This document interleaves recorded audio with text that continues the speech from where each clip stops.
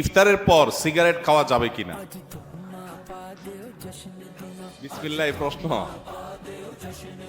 ভাই, এটা যে শুরুতে তো খেয়াল করলাম না।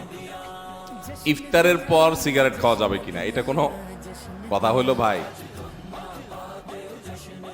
ইফতারির পর আসলে হয়তোবা প্রশ্নটা এমন কোনো ভাই করছেন যিনি প্রশ্নটা লিখে পাঠিয়েছেন, হয়তো এই বেচারা সিগারেটের বদভ্যাস আছে, আবার লোকটা রোজাদারও, তো সারাদিন ধূমপান ছাড়া থাকতে থাকতে থাকতে থাকতে বেচারা অধৈর্য হয়ে ইফতারের পরপরই হয়তো বা সিগারেট দিয়ে ইফতার করে কিনা আল্লাহ জানে। ইফতারের পর ধূমপান করা গুনাহ, কারণ যেটা মানুষের স্বাস্থ্যের জন্য ক্ষতিকর এবং নিশ্চিত ক্ষতিকর, যেটা মানুষের জন্য বিষের মতো ক্ষতিকর, ধ্বংসের দিকে মানুষকে নিয়ে যায়, এবং যেটার ক্ষতি ছাড়া কোনো উপকারিতা আপাত দৃষ্টিতে নাই, সেই জিনিসটা মানুষের জন্য হালাল হয় না, সেটা মানুষের জন্য খাওয়া জায়েজ হয় না। ধূমপানটা সেরকম একটা বিষয়। অতএব আপনি ইফতারের আগ পর্যন্ত তো করবেনই না, কারণ আপনি রোজাদার, সেই হিসাবে হালাল জিনিসও খেতে পারবেন না।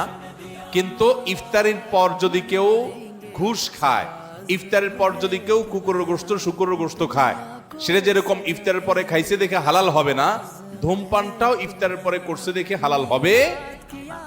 কথাকে বুঝাতে পারছি? আমাদের সমাজে কোন কোন ঘুষখোর আছে, আমি শুনেছি, দেখি নেই, যে তারা নাকি বিভিন্ন অফিসে ঘুষ খাওয়ার সময় যখন যারা ঘুষ দিবে ক্লায়েন্ট তারা আসে, তখন নাকি ড্রয়ারটা খুলে বলে, এখানে রেখে দেন ভাই, আমি রোজা আছি তো ইফতারের পরে নেব। এরকম শুনছি আমি, আল্লাহ জানে এরকম আসলে আদতে আছে কিনা, বাস্তবে আছে কিনা। তো এই বেচারা সে রোজা রেখে ঘুষের টাকা ধরবে না, রোজা ভেঙে ইফতার করার পর তারপরে ধরবে। তার মানে সে মনে করে রোজা রাখা অবস্থায় করলে রোজার অসম্মান হবে, তো রোজা রাখার পরে ইফতার করার পরে যে করবেন তাতে আল্লাহর নির্দেশ লঙ্ঘন হবে না?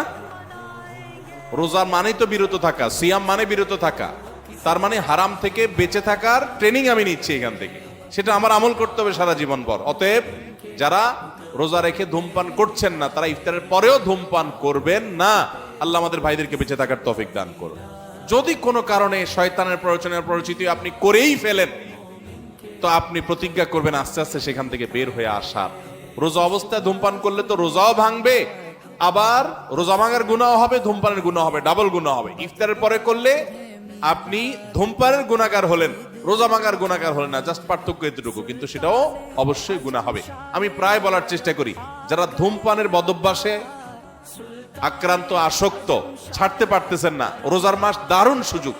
কিভাবে দারুণ সুযোগ? আমরা বাংলাদেশে মানুষ কয় ঘন্টা রোজা রাখি? 16 ঘন্টা, 15 ঘন্টাই ধরেন। 15 ঘন্টা যদি আপনি রোজা রাখেন, ইফতারি, মাগরিবের নামাজ, ইফতার করে এসে আবার খেতে বসেন, এই পুরো সময় মিলে রাতের খাবার সহ মিনিমাম 1 ঘন্টা তো লাগে নাকি? তাহলে 16 ঘন্টা এঙ্গেজ হয়ে গেলেন। তারাবির নামাজ আর 1 ঘন্টা, 17 ঘন্টা। সাহারি আপনার ঘুমাইতে যান আপনি 6 ঘন্টা মিনিমাম, তাহলে কত ঘন্টা হলো? 23 ঘন্টা। আর সাহারি খাওয়া টাওয়া মিলিয়ে, ফজর নামাজ মিলিয়ে, বাস ফজর নামাজ তো রোজার মধ্যে চলে গেল, সাহারি খাওয়া এবং ঘুম থেকে উঠা, এই পুরো সময় মিলে আরো 1 ঘন্টা, তাহলে 24 ঘন্টা হয়ে গেল।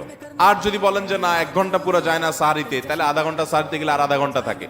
রমজান মাসে কেউ এই আধা ঘন্টা 1 ঘন্টার সময় কষ্ট করে তার নেশাটাকে আটকায় রাখতে পারলেই তার দ্বারা পুরো 30 দিনে অভ্যাসটা পরিবর্তন করা সম্ভব। কারণ 23 ঘন্টা তার ধূমপানের সুযোগই নেই, বিশেষ করে 15 ঘন্টা রোজা আর 6 ঘন্টা ঘুম, তাহলে 21 ঘন্টাতে এখানে ফিক্সড।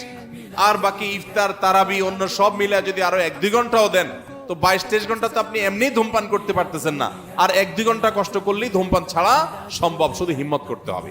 আল্লাহ আমাদের ধূমপায়ী ভাইদেরকে ধূমপান রমজান মাসে অন্তত ত্যাগ করার তৌফিক দান করুন।